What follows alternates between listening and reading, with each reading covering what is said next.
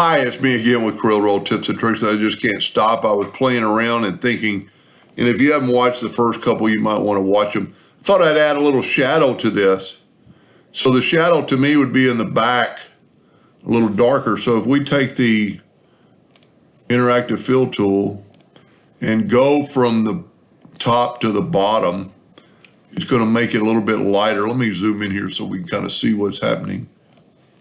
And, try to get it right in the middle, and you can play around with your slide bar.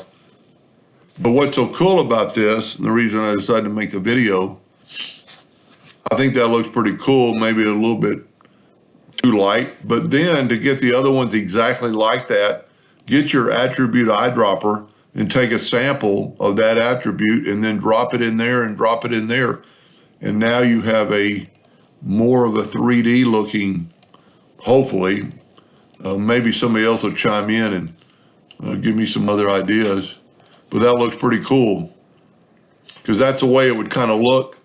The shadow of the other object would be make it darker and lighter on the front where the light's getting to it. Anyway, hope that helped. Thank you for watching.